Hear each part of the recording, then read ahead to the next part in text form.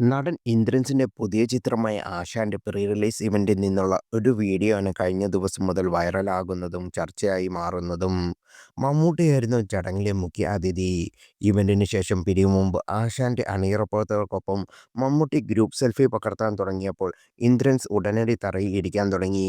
എന്നാൽ മമ്മൂട്ടി അത് വിലക്കി ഇന്ദ്രൻസിനെ എഴുന്നേൽപ്പിച്ചു. വീഡിയോ വൈറലായതോടെ രണ്ടു തരത്തിൽ ചേരിതിരിഞ്ഞായിരുന്നു പ്രേക്ഷകരുടെ അഭിപ്രായങ്ങൾ കുറിച്ചത്. ഒരു വിഭാഗം ഇന്ദ്രൻസിന്റെ എളിമയെ പ്രശംസിച്ചപ്പോൾ മറ്റൊരു വിഭാഗം നടന്റെ അനാവശ്യമായ അതിവിനയം കാണിക്കുന്നതായി ചൂണ്ടിക്കാട്ടി. വൈറൽ വീഡിയോയുമായി ബന്ധപ്പെട്ട് പ്രേക്ഷകരിൽ ഒരാൾ പങ്കിട്ട കുറിപ്പും ശ്രദ്ധ നേടുന്നു. ഇന്ദ്രൻസിന്റെ അമിത വിനയമാണെന്നും മമ്മൂട്ടി വിരട്ടിയത് കണ്ടപ്പോൾ അത് നേരത്തെ കിട്ടേണ്ടതായിരുന്നു എന്ന് തോന്നിയെന്നും കുറിപ്പിൽ പറയുന്നു. ആ കുറിപ്പ് ഇങ്ങനെയായിരുന്നു: അമിത വിനയം കാണിക്കുന്നവരെ കരുതിയിരിക്കണം എന്നൊരു ചൊല്ലുണ്ട്. ഇതിൽ എത്രത്തോളം സത്യമുണ്ട്? എന്താണ് വിനയം അതിവിനയം തമ്മിലുള്ള വ്യത്യാസമെന്ന് ചിന്തിച്ചിട്ടുണ്ടോ? അമിത വിനയമുള്ള സെലിബ്രിറ്റികളെ എല്ലാം ഉദാഹരിക്കുന്നില്ല. എങ്കിലും ഏറ്റവും അരോചകമായി തോന്നിയത് ഇന്ദ്രൻസിന്റെ വിനയമാണ്. ഒരു ചടങ്ങിൽ മമ്മൂട്ടി ഗ്രൂപ്പ് സെൽഫി എടുക്കാൻ തറയിലിരിക്കാൻ പോയ ഇന്ദ്രൻസിന് ഒറ്റ സെക്കൻഡിൽ മമ്മൂട്ടി ശരിക്കൊന്ന് വിരട്ടിയത് കണ്ടപ്പോഴാണ് ഇത് നേരത്തെ കിട്ടേണ്ടതാണെന്ന് തോന്നിയത്. എന്തിനാണ് ഈ കപട വിനയം? ചിലർ സ്വന്തം നേട്ടങ്ങളെ മനഃപൂർവ്വം കുറച്ചു കാണിക്കുന്നതിന് മറ്റുള്ളവരിൽ നിന്ന് കൂടുതൽ പ്രശംസ പിടിച്ചുപറ്റാനാണ്. താൻ എത്ര വലിയ ആളാണെന്ന് മറ്റുള്ളവർ പറയണമെന്ന് ആഗ്രഹിച്ചുകൊണ്ട് ഞാൻ ഒന്നുമല്ല എന്ന് പറയുന്നത് രണ്ട് തരം അഹങ്കാരികളാണ്.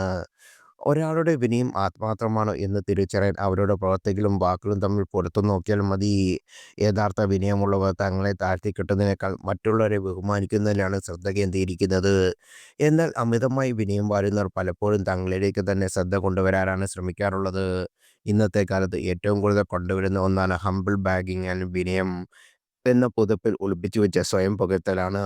ഉദാഹരണം: ഇത്രയും വലിയൊരു അവാർഡ് കിട്ടാൻ മാത്രം ഞാൻ എന്ത് ചെയ്തുവെന്ന് എനിക്കറിയില്ല. ഞാൻ വെറുമൊരു സാധാരണക്കാരനല്ലേ എന്ന് ഒരാൾ സോഷ്യൽ മീഡിയയിൽ പോസ്റ്റ് ചെയ്തത് അവാർഡ് കിട്ടിയ വിവരം എല്ലാവരെയും അറിയിക്കാനാണ്. നേരിട്ട് അഹങ്കാരം കാണിച്ചാൽ ആളുകൾക്ക് ഇഷ്ടമാകില്ലെന്ന് അറിയാമെന്നതുകൊണ്ട് വിനയത്തോടെ ആ അഹങ്കാരത്തെ അവതരിപ്പിക്കുന്നു. ഇത് പലപ്പോഴും കാപട്യത്തിന്റെ പരിധിയിൽ വരുന്നു. അഭിമുഖങ്ങൾ ശ്രദ്ധിച്ചാൽ ഇരരാജ ഹംബിൾ ബാഗിന്റെ ആശാനാണെന്ന് തോന്നും. ഒരു പാട്ടും സംഗീതം ചെയ്യാൻ 10 മിനിറ്റ് കൂടുതൽ എടുത്തിട്ടില്ല.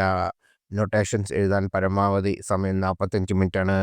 അത് സുന്ദരി കണ്ണാൽ ഒരു സേതു എന്ന പാട്ടാണ്. പക്ഷേ അത് അസിസ്റ്റന്റ് പകർത്താൻ എഴുതാൻ 1.5 ദിവസം എടുത്തു എന്നൊക്കെ പരമാവധി പുകഴ്ത്തിയിട്ട് ഇത് എങ്ങനെ സംഭവിച്ചെന്ന് എനിക്കറിയില്ല എന്ന് കൂടി പറഞ്ഞു വെക്കും രാജാ സാർ.